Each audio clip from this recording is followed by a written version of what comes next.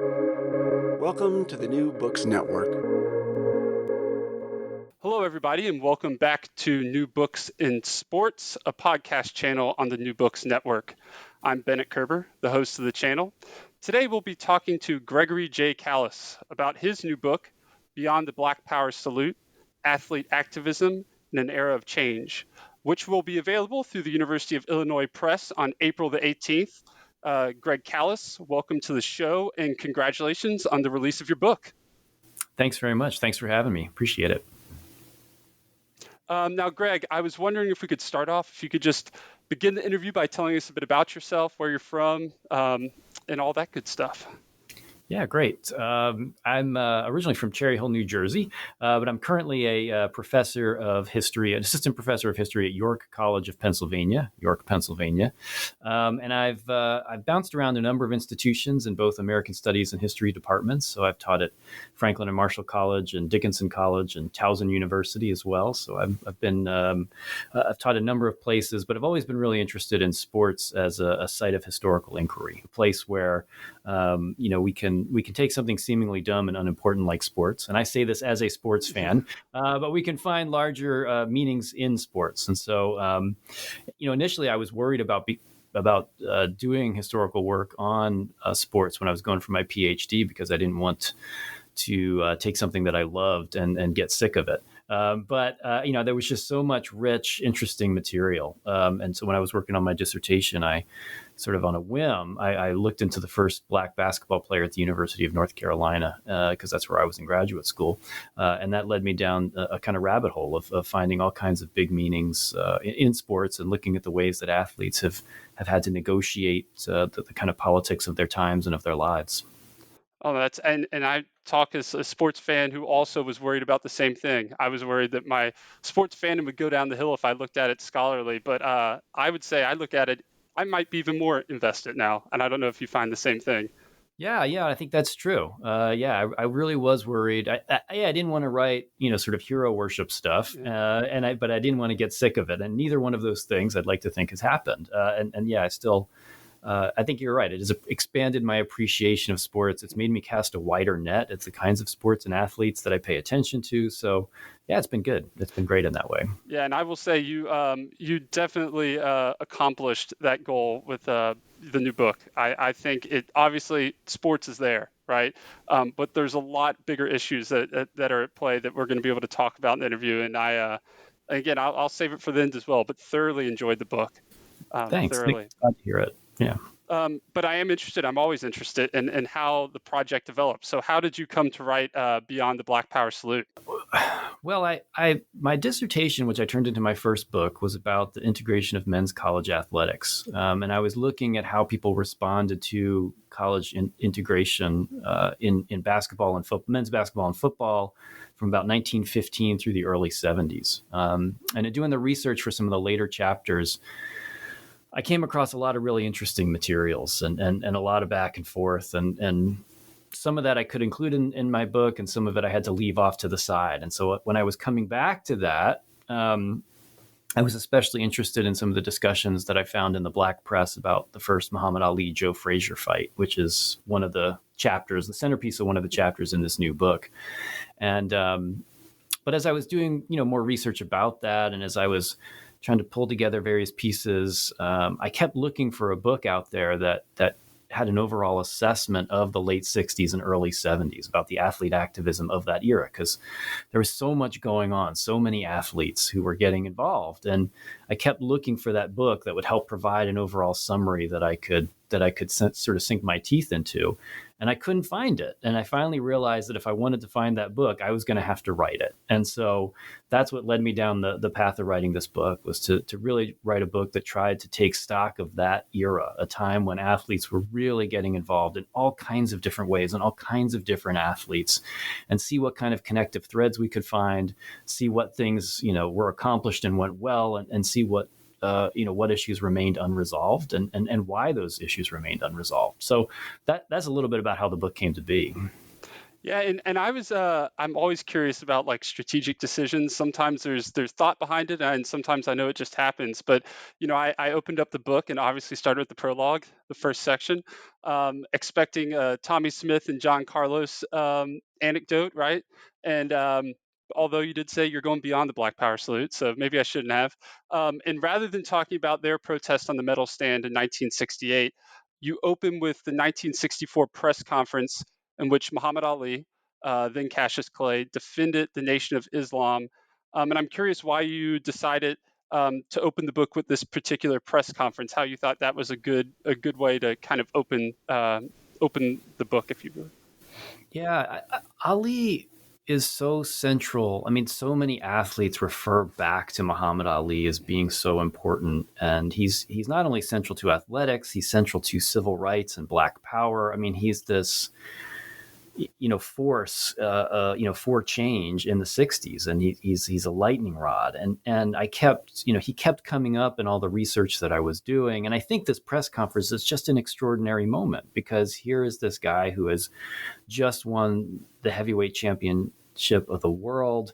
He was, previously very beloved in the media for his wit and his banter, but he'd been getting some controversy because he'd been seen with members of the Nation of Islam, with Malcolm X. And he, after winning the championship, is just so defiant. And he says this remarkable line, which is, I don't have to be what you want me to be, right? And to say that to the mass media, to claim sort of ownership over his own image, over himself in a way, really went against the dominant story of how Black athletes in particular had tried to negotiate the power structure and had to negotiate mainstream media. It was a stunning kind of turnabout from, say, how Joe Louis had approached his celebrity in the 30s. And so I just saw it as a kind of opening salvo, as I phrase it in the book, for a decade plus long stretch where athletes really do kind of stand up and reclaim ownership and challenge the system in all kinds of ways. And it seemed like an appropriate starting moment for that idea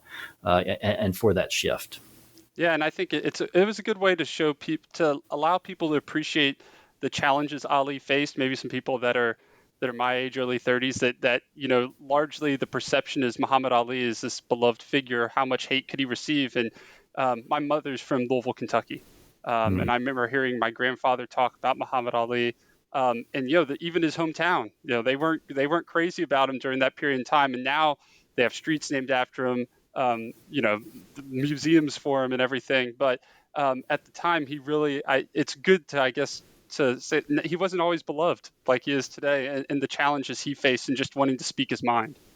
Yeah, and the courage that required, right? And again, in the way it was, it's not to say that there hadn't been other Black athletes who had, expressed an activist bent or had challenged the system, but it was, he was kind of a new breath of kind of that idea in the 60s, at a time when, of course, everything was changing because of civil rights and because of all the social activism that was already starting to bubble up. So it was controversial. It was courageous. He got all kinds of backlash for it.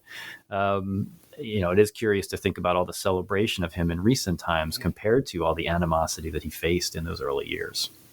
And you mentioned it in the intro that obviously this is a book that the title is connected to the Black Power salute, but this goes beyond just the civil rights movement. You talk about women's rights, and in the opening chapter, you do that right away with that first chapter. You connect activist efforts by Jim Brown and Billie Jean King in the late 1960s and early 1970s, and you note that while they were impactful for African Americans and women respectively, you also note that they both ultimately failed to create sustained structural change. I was hoping you could perhaps provide our listeners with maybe brief background on their efforts, although I know that's hard to do. They did a lot, and why it was the case that they were limited in their reform. Yeah, so that first chapter is really about efforts for economic change, as you said. And I was driven to think about these two who aren't often put in dialogue with one another, but as a way of trying to make those comparisons, very different sports, obviously different genders. But Jim Brown was working, Jim Brown, of course, had been a football player, generally considered the greatest running back in NFL history. And after he retired, he founded an organization called the Black Economic Union. It changed its name, but let's just call it the Black Economic Union, the BEU. And the idea of the BEU was to get support for Black entrepreneurs, to boost sort of what would later be called Black capitalism, right? So later to boost up African Americans' participation in the kind of capitalist marketplace by providing networking support, by getting loans for business startups, by finding, again, sort of connections between both white and Black business leaders and in a variety of ways. And roughly at the same time, Billie Jean King entered into the realm of professional tennis and saw the sort of stunning disparities between how much women tennis players were making in comparison to men, and was really the kind of spearhead of pushing for a new tournament, the Virginia Slims tournament for women's players, that would increase the payout for women's tennis players and use that as a way to get more equality, get more funding, and equal pay for women tennis players, and use that as a kind of wedge to push the more established U.S. LTA to raise their payouts for women players as well. So they're both thinking about increasing, market presence, both in thinking about getting sort of economic uplift. And your question is, what goes well and what doesn't go well, right? In effect. Yeah, exactly. Yeah, and in many ways, there are elements of success to this. Jim Brown is, of all the things Jim Brown does, this might be one of his most popular initiatives as far as his activism goes, or as far as his engagement in civic causes. He's widely celebrated in the Black and white press for this, and the organization opens up 5 national offices, gets big federal funding and grants here and there. Billie Jean King, in founding the Virginia Slims Tour, eventually forces the US LTA to merge with the Virginia Slims Tour, and we do see an increase in the payouts for women, especially at some of the major tournaments.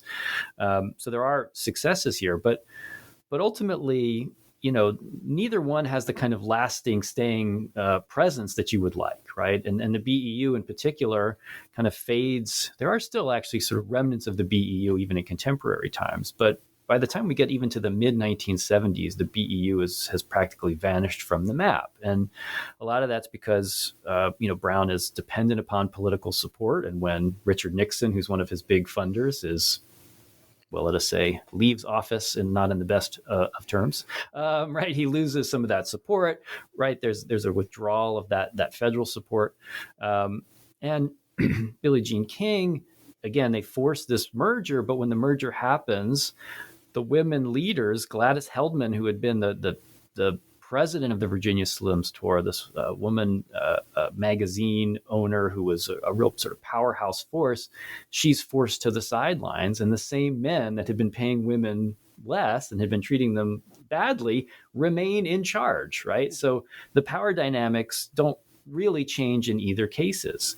And so that's part of the problem that's going on. And one of the things I argue in the book, which we could tease out in more depth, but is that they both ultimately put their faith in the capitalist market, right? They both have an idea that if you get access to it, just let us in, let us compete, and that'll be enough, right? To raise up African Americans, to raise up women.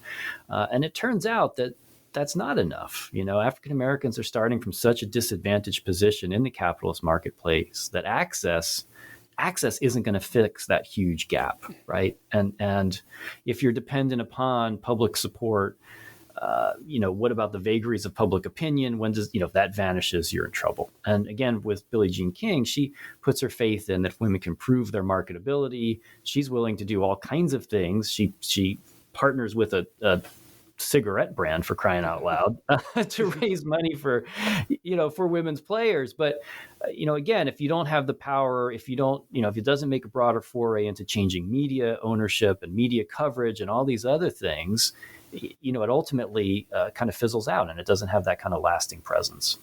Yeah, and I'm glad you mentioned that argument portion of your book, because I am hoping to tease it out more. I think it was a fascinating point, and one I hadn't thought about is the limitations that the capitalist system actually puts on some of these activists. And we can save that closer to the end as maybe the big finish. But Sure. Yeah, I think it's a fascinating point and was really well done on your part. Thanks. Now moving along to the Boston Marathon, because it's coming up soon. Yeah. Actually, I have to shout out my brother-in-law's running it this year, so I'm gonna Wow. hopefully, yeah, he's been trying to qualify for years and made it by a second, so he's finally able to run. Um, but with it approaching, even those running enthusiasts that may watch the race or follow it, um, even they may know very little about the impact that Bobby Gibb and Catherine Switzer had on the event and the broader context that their decision to run in that race had on women's sports, women's rights. And I was wondering if you could tell our listeners the impact of Gibb and Switzer's decision to run, and also the larger significance of the backlash to their running in the race. And I'm specifically thinking about a historic photo, which you reference in the book, in which race official Jock Simple tried to take Switzer's bib and force her out of the race, which, again, if you haven't seen the photo, you can probably Google it. It's iconic. But yeah, I wonder if you could tell us a little bit more about their decision to run and that reaction. Yeah, one of the things that I think a lot of times when people think about the growth of women's sports in this country, they think about Title IX, and that makes a lot of sense. And because Title IX is really important, there's no question about it. But the Boston Marathon, I think people would maybe be surprised to know that not only did the Boston Marathon not allow women runners, well through the 1960s, but the longest race that was sanctioned by the AAU in the 1960s for women was 1.5 miles, right? That was the longest race that was sanctioned, which is wild to think about. And so for Gibb and Switzer to run in this race was to challenge these broadly circulating ideals about what women's bodies were capable of, right? Because the idea was that women's physiques couldn't handle, running these long distance events, which is curious if you think about how what women have to go through with labor, for example. But in any event, there's lots of ways in which women's bodies do all kinds of incredible things. But so for them to challenge that, and Gibb did it first in 1966. She kind of slipped out of the bushes and joined the race without a number, and did really well. And the following year, she did the same thing, but Catherine Switzer joined her. Famously, Switzer had managed to get a bib, to get a race number by signing up with just her initials, so that race officials didn't know that it was a woman.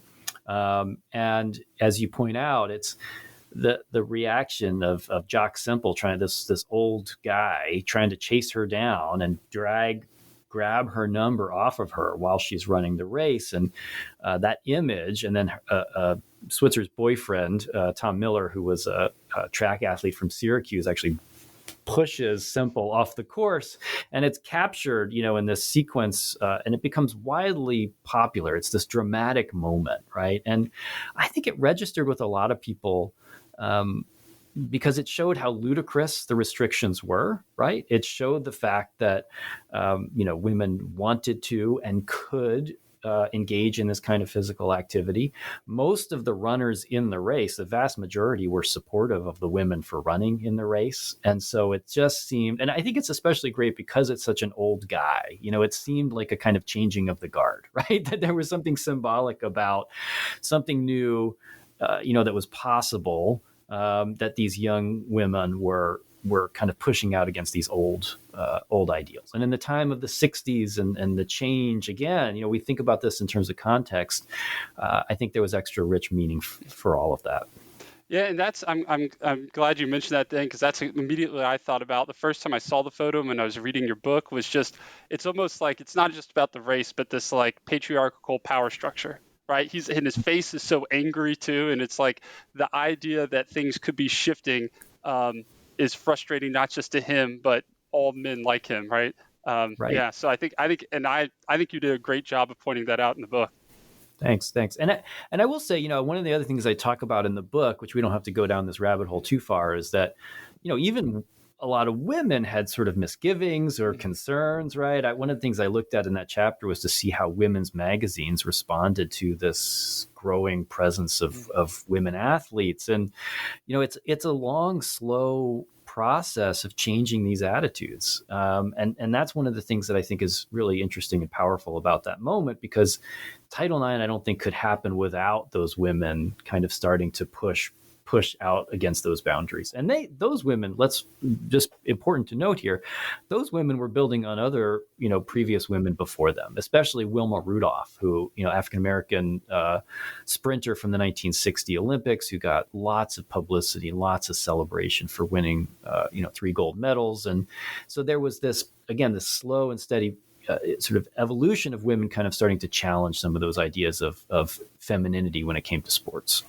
Yeah, and whenever the listeners get to pick up the book, I've got to compliment you on each chapter begins. You don't just start. Well, I guess there's opening blurb starting in the 60s or 70s, but you always step back and let the reader know how we got to that moment in the 60s or 70s, kind of paying homage to those that came before. So I really enjoyed that as a fan of history, which I know many listening are. So you don't just get the 60s and 70s, you do get to the kind of the background and the context of how we got there, which I was very happy to see. Oh, good. Thanks. Yeah. And it's important. Yeah. Oh no, it's very important. It's like I think I always talk about the different people talk about women's rights and waves and stuff like that, and sometimes that tends to overshadow those that kept fighting, right? Whenever we weren't at the crest of those waves, it's not like things just went away whenever they weren't at their peak. That's right. And I'm glad you mentioned that the Charlie Scott was part of your dissertation research, because I consider myself a sports fan and I love sports history and pretty well versed, but I'll be honest, I knew very little about Charlie Scott's story. And I was hoping you could tell the readers about his activist efforts and what I felt to be even more fascinating, why he felt forced ultimately to have to compromise and remain rather moderate in his activism or less active as he was hoping to be. Yeah, Charlie Scott, so University of North Carolina basketball team, even by the mid 60s, was widely celebrated and popular. And and of course it's a segregated state, right? This is North Carolina we're talking about. And so Charlie Scott was the first African-American player on the UNC basketball team. And he'd been recruited by Dean Smith to play that role. And a guy who, Dean Smith had been seeking somebody to play that role. He thought it was sort of part of his mission to do it. But Scott coming in, there's a lot of pressure on him. There was so much pressure on him because he's the first Black player. He was a star caliber player. I mean, he was a highly recruited, very talented athlete. And he came in, knowing that he couldn't screw things up, right? There was a limited, range of sort of possibilities for him in terms of how he acted on and off the court. And he did great. He was a key player on the UNC team that in 1968 made it to the national championship game. He was, the best or the second best player on that team. The following year, he was the best player on a team that made it to the Final Four. So he was, astonishingly good player. But again, we think about context. 1968 is when stuff really explodes on college campuses across the country in terms of athlete activism, and in part generated by Muhammad Ali and his refusal to fight in Vietnam in the spring of '67, in part driven by the Black Power salute at the Olympics in the fall of '68. College athletes are getting more involved, and there's pressure on the UNC campus for Charlie Scott to support the efforts of the Black student movement. And this is a activist group that's pushing for a wide range of changes at the school, including hiring minority faculty, providing more financial aid assistance to African-American students, paying the mostly minority housekeeping staff more money in terms of wages. I mean, adding Black history and Africana studies programs and class. I mean, there's a wide range of things they're pushing for. And Scott is sort of pressured to take a stand. And he goes and actually meets with the chancellor to discuss these demands with the BSM. But he gets a lot of heat for it, right? He gets a lot of backlash for it. And I think his story is interesting in a number of ways, but I think what you're calling attention to in part is that, here's a lone pioneer surrounded by whites in a segregated state who is trying to kind of play this trailblazer role. And Scott, talked in later years about how he really had to balance his sense of what he wanted to do, what he wanted to get involved in, the activist stand he wanted to make, with his sense of obligation for the future, right? What would his actions mean for, if would other Black players be able to come to UNC? And he said, look, I was here to prove that integration could work. And so he felt that obligation to kind of show that in action. And he had to sort of toe a moderate line so that he didn't lead to too much backlash, so that others could follow in his footsteps after him. So it was this careful balancing act for him to figure out what could he do and what ought he shy away from. And the story, to your point, you mentioned thinking about the context and also the human element of the story. Like this is an 18, 19-year-old kid, and the pressure that's put on his shoulders is remarkable, right? And that and even the realization, I don't know if 18 or 19 years old, I could have been able to realize in that moment that this was about much more than me, right? I would have probably looked inward and been like, oh, I'm playing basketball, I want to win. But he understood that this was much larger. And part of that is, speaks to him personally, but then also, like you said, the movement that was going around these colleges at the time.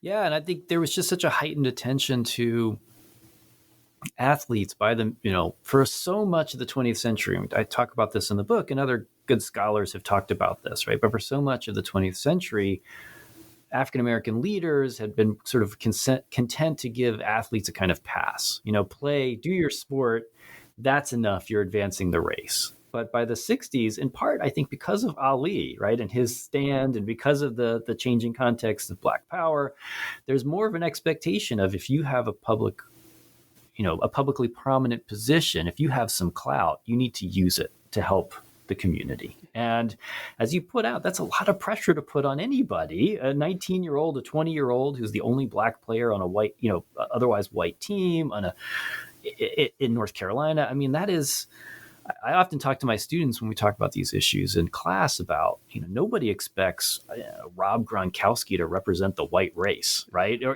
but the pressure is put on, African-American athletes, especially in these early years when there's lack of, positive media attention. It's just, it's a whole lot of extra pressure that makes for tough decisions. And you also, and I would encourage, obviously there's much more going on in the chapter with the Wyoming 14. Which is a fantastic story. But I really appreciated how you went beyond the Wyoming 14 and talked about the limitations put on student athletes because of how they were designated as student athletes, which I think people talk about this a little bit more now with NIL legislation, but was something that was just assumed. The term student athlete was just part of the lexicon. But you are able to kind of gracefully connect these events and incidents to larger context. And this allows you to make a very astute observation, one I had not heard before, maybe it had happened before, that the NCAA's decision to change athletic scholarships from 4-year agreements to 1-year renewable grants in January 1973, you point out that may have been suggestive timing. And I was wondering if you can tell our listeners what led you to make this observation, how this might have been a very strategic decision on the part of the NCAA. Well, yeah, the NCAA had been trying to get that shift for a couple years, and they start to try to make that shift right as athlete activism takes heart on campus. I mean, there's no doubt that there's a relationship in that regard. That we have this upswell of activism in the 1968 and in the 1968-69 seasons or academic years, and the NCAA starts to try and tighten those rules up. And you get the sense that this is about, well, if somebody's acting out, if somebody's active in a way, we can then not give them their scholarship. We can kick them out.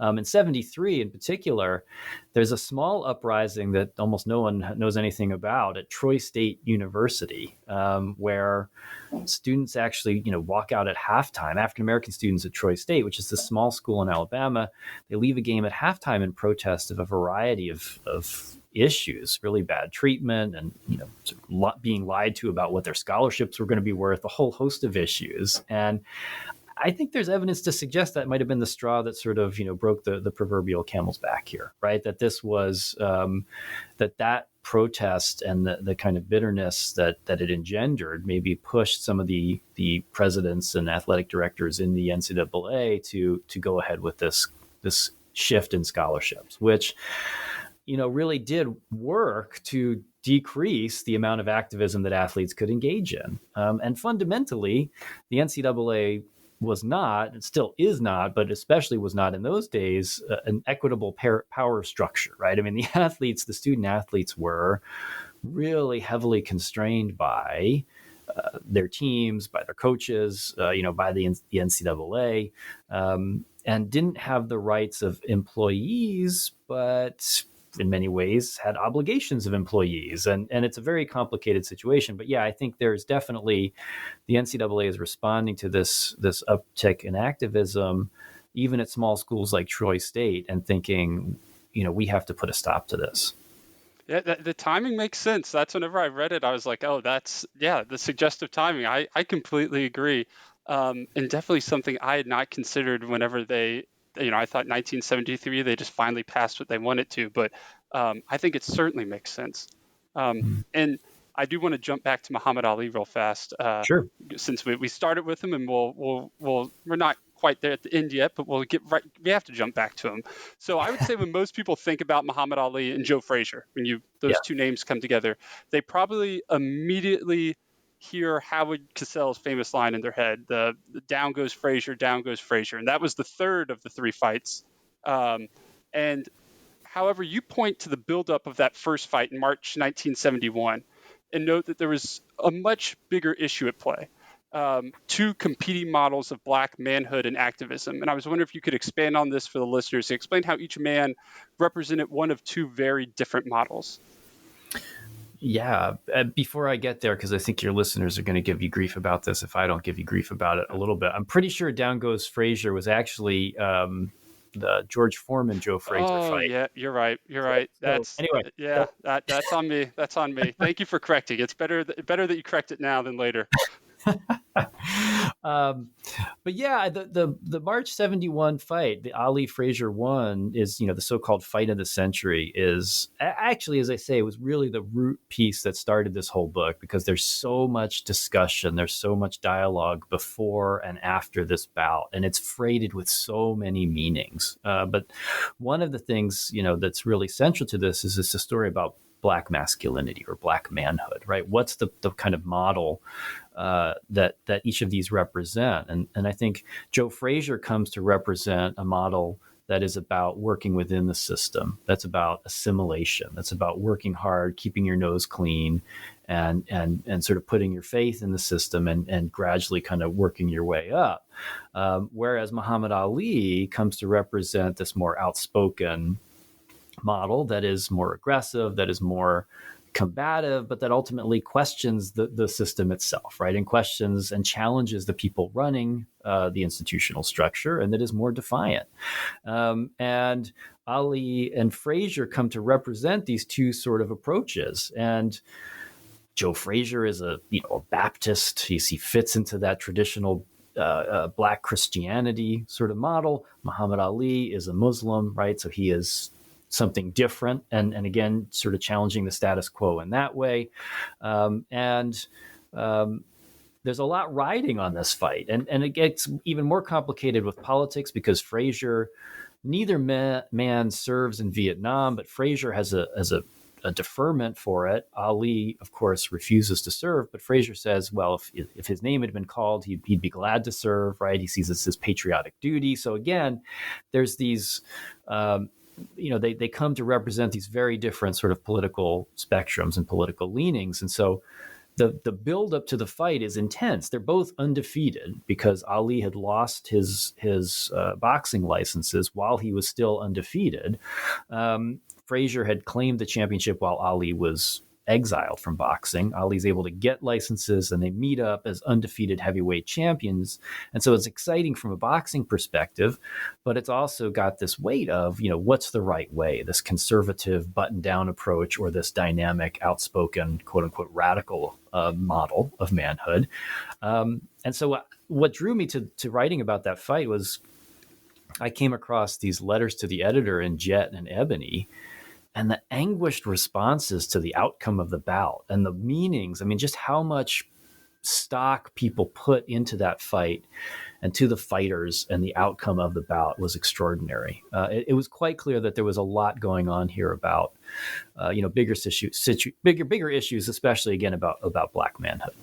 Oh, and I'm glad you mentioned how you kind of came to the topic and the idea, because I think letters to the editor, for anybody wanting to know public opinion back in the day, are always such a fascinating source that I think people overlook sometimes. So that's fascinating. And I believe, was it Greg Gumbel you said Right. you mentioned Brian Gumbel. All right, the brother. Yeah. His reaction was something that you drew on as well. Yeah, I mean, Gumbel, I opened the chapter early in the chapter, write about how Brian Gumbel, so spoiler alert here, Joe Frazier wins the first bout. And it's a great bout, but he wins a unanimous decision.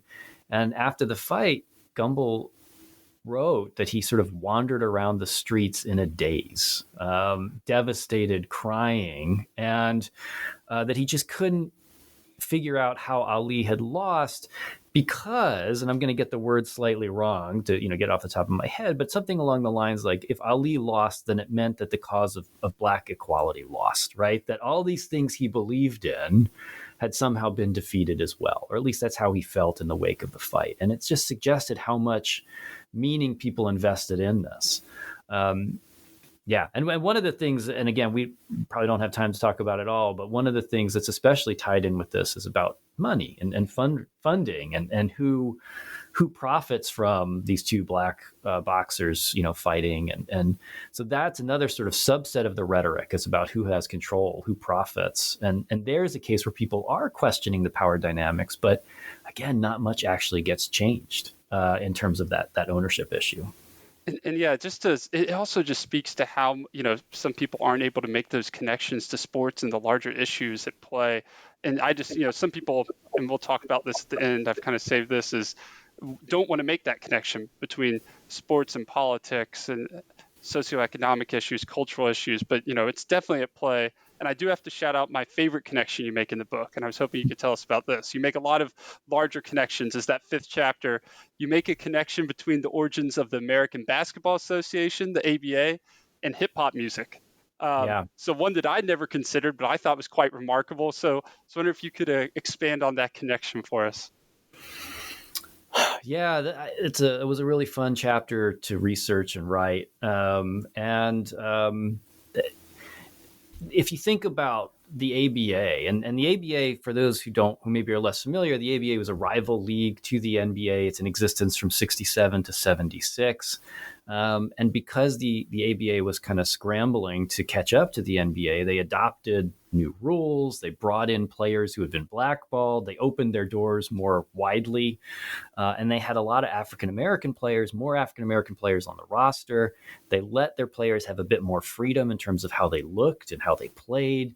The game was more wide open. It was vibrant. We think about young Julius Erving and the first ever slam dunk contest. These are some of the things that come out of the ABA. And as I was, thinking about the ABA and it arises at the exact same moment that historians of hip hop have pointed to as the birthplace of hip hop. And hip hop's often thought of being born in the early 70s, born in New York, especially the South Bronx. Much of how people describe both the ABA and hip hop center around issues of improvisation, center around people expressing their individuality, sort of calling attention to their sort of ability, their skills, but who they are. The ABA is often sort of linked to a quote unquote playground game, that it draws moves from the playground, less formalized, less structured, but more spontaneous. And those playgrounds are in the same urban spaces where hip hop is being born. And one of the arguments I make in the book is that those same factors that motivate hip hop, which is urban neglect, which is the declining infrastructure, which is the withdrawal of government support. Those same things lead to hip hop where people are calling attention to themselves, saying, I'm here, I matter, pay attention to me. Right. And in some ways, you can see that in the way that the basketball is played in the ABA and in the way that they adopt fashions and hairstyles that embrace who they are and where they come from. It's a link that, hasn't really been made. And I think that I'm certain of this, right, that they are really born of the same set of factors. And in some ways, I argue the ABA really is the first public manifestation of hip hop, but people just didn't know what hip hop was. Yeah, I think this is a very apt argument, and I was convinced after reading the chapter. Again, the listeners, they can decide, but I think they will be convinced as well.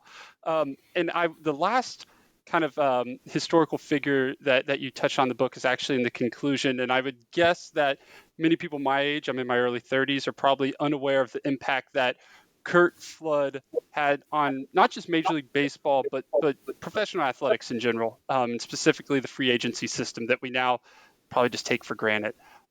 So I was wondering if you can tell our readers how Flood challenged Major League Baseball's reserve clause and how, as an African-American athlete, he was actually limited in his abilities to fight the reserve clause. Yeah, so I'll try to tell the story as quick as I can. Flood was a longtime all-star outfielder for the St. Louis Cardinals, but he received the bad news.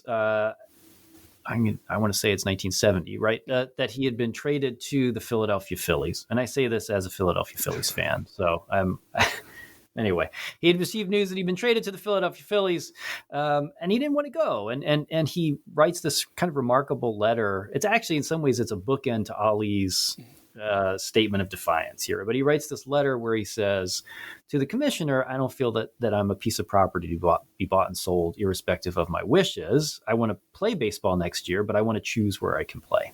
And of course, baseball rules at the time didn't allow that. The reserve clause said that the team that signed you to your original contract retains hold of your rights even when your contract expires. So you either have to sign a new contract or you can be traded to somebody and sign a contract with that team. And Flood fights this. He challenges it. And with the help of Marvin Miller, they take it into the courts, and it goes all the way up to the U.S. Supreme Court. And they ultimately lose in the Supreme Court. But two things that are of note here. One is, to your first sort of part of this question, is that one is that his challenging of free agency inspires other people to do the same, not just in baseball, but in other sports. And ultimately, the union finds a kind of loophole in the way that the contracts are written, that years later, a few years after this, free agency is going to arrive in baseball, and owners are forced to negotiate. So there's no doubt that it paves the way for free agency in baseball. And because baseball is so central to American sports at this point, it also then spills out into free agency in other sports. Because again, other athletes have been inspired by this. They're challenging, they're pushing for their rights. So that's a momentous change, because the salaries for players in all of these sports go way up, because now they can actually enter into the marketplace and negotiate, right? But even as Flood was doing this, and your question about this, the limitations he faces, is he finds that, and this comes back to Jim Brown and Billie Jean King to some extent, right? He finds that he's limited in what he can say. The other baseball players, the other members of the union, are leery about supporting him if this has anything to do with race. Only if it's about economics, right? Only if it's about a kind of colorblind economic approach will they get behind him. So when he says, he makes reference to being something like a slave, people that sort of step back, there's concern, right? What do you mean by that? And he has to kind of distance himself from any of that sort of race-based rhetoric to kind of fit into that capitalist marketplace ideal. And in doing so, right, it ignores the very real differences in wealth and opportunity and discrimination that not only Black athletes, but African Americans in general had faced for centuries. And so he's sort of pigeonholed into having to toe that very kind of conservative economic model. Yeah, and I think whenever you look back on this period, it is a moment of empowerment. But that empowerment for African Americans is limited just because of they started because of structural racism. They started a peg below. So there were certain things that they just could not fight in the way they wanted to. And I do think you point to technology as an important aspect of the 1960s. The platform that it does allow and how it empowers athletes, and specifically television, right? And I'm curious. I guess we're jumping to contemporary, present day. How have you think the late 20th century technology? I'm thinking cable television, 21st century technological developments with social media. Has that hurt or helped current day athletes' efforts to be activists, in your opinion? I think it's helped. I mean, I think that the most recent technological innovations have helped in a lot of ways. I don't know if cable, I think cable's exposure to new kinds of athletes and new kinds of sports is beneficial because maybe it has opened up new spaces for, women athletes to be televised. Although that's still a ghastly story of lack. I mean, if we want to talk about signs of failure to progress, right? We could think about media coverage of women's sports. Again, we maybe see some little signs of hope here, but that's still an ongoing problem, right? In terms of the amount of attention and paid to women's sports.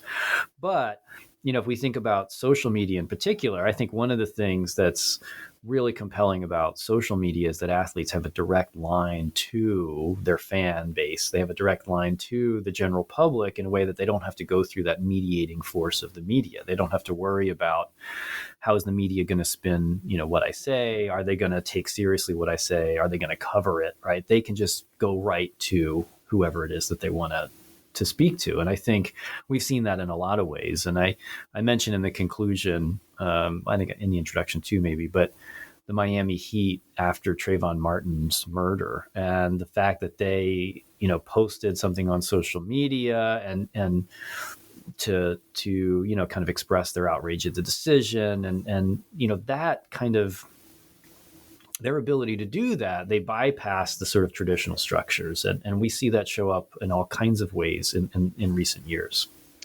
And you mentioned, I really enjoyed how you opened the book. And I think it points to the fact that while certainly improvement has taken place, there's a lot of room to grow. And you can just look at the backlash to both what the Miami Heat did. I'm also thinking about whenever Black Lives Matter was painted on the court in the 2020 season, some people very much in support. Some people were not in support. And you reference the 2018 Laura Ingraham quote of Laura Ingraham of Fox News, of course, telling LeBron James to shut up and dribble, her words, when he made disparaging comments about then President Donald Trump. And I was struck, and if you don't mind me reading this from the book, the close to the introduction I found to be very powerful. Not the only powerful part, but one of the many powerful parts, right? You said that many saw the tumult of the 1960s as a realization of that fire, a time of upheaval and transformation as the nation wrestled with its inequalities and oppression. The story of this book is the story of that fire burning in the many ways athletics contributed to the flames. It is also a story of how that fire burned out, and at least temporarily, and the changes wrought in its aftermath. For change did come, not as much or as lasting as many had hoped, but American society in and out of sports saw significant alterations. And if the story of Laura Ingraham and LeBron James is any indication, the fire is burning again. The results of that conflagration remain to be seen. So I'm, first of all, very well written. Nice preview for the people listening. Thank you. Since now it's obviously been, 5 years since that incident. How stoked would you say the flames are today? And how long do you foresee it burning? Do you think it's going to be a continuous burn? Just curious. I know I'm asking you to do the opposite of what a historian does sometime and forecast, but I know, and as historians, we're always like, but we're talking about the past. We don't talk about the future. No. But I think it's a fair question.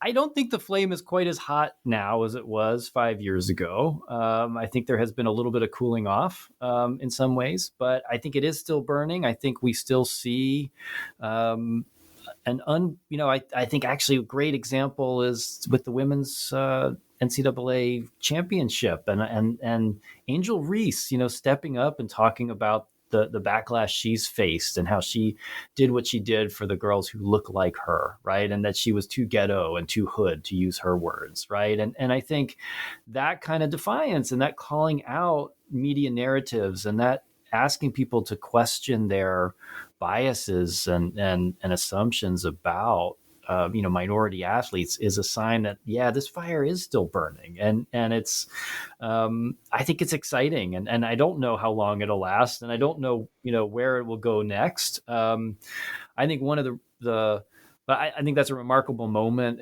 and I think one of the big issues is, and I don't know if you're going to ask a question about this or not, so I'll just say, if so, I don't mean to preempt it, but I do think one of the big issues is, and one of the things I come back to a lot in the book is the question of power and control. Ultimately, who has power and who has control is something that hasn't changed all that much over the 50 plus years that we're talking about, in this story. And so I think there's a lot of room for that fire to keep burning, because there is still, I think, a very unequal power balance in terms of who controls the media, in terms of who controls sports teams, in terms of who controls sports leagues, and in terms of who controls the major economic forces that drive all of this. And so, I do think we'll continue to see, pushback for the foreseeable future until some of these tensions and these issues see more resolution. And part of that larger system, which we referenced it earlier in the interview, but I think it's worth going back to, is the limitations that capitalism in the United States has on these athletes, right? And until, I think you mentioned towards the end, and correct me if I'm wrong, that until some kind of significant economic reform can take place, that, well, I'll let you mention it. What is that limitation that capitalism imposes, or in your opinion, how does it limit athletes from making activism expand beyond, either individuals or small groups? I will say, I'm not even sure that it's capitalism per se in isolation, right? But it's the capitalist system in the United States based on the history of how this country's economic system has developed, right? So I don't want anyone calling in and calling me a communist. I mean, they can call me anything they want; it's fine. But it's not a fair complaint. That's all I'd say.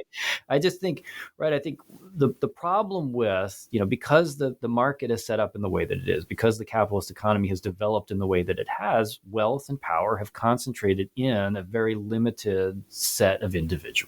And the reality is, the Oprah Winfrey stories are the exceptions that prove the rule, right? It is very rare for somebody to rise up from sort of welfare status to not only achieve a good income, but actually achieve ownership and control. Like, that is not the norm. And so because of that, there's been this, our sports are rooted in that kind of capitalist model, in the American capitalist system, which, again, wealth has been concentrated in a certain, segment of the population that tends to be almost exclusively white, and it tends to be predominantly male. And therefore has its own set of biases and beliefs and things that hinder the potential for people who don't fit into those models to really make significant change. And that is, I think, the real that's the challenge. You can empower athletes, and athletes have gotten more money, and there's no question that there's been significant change,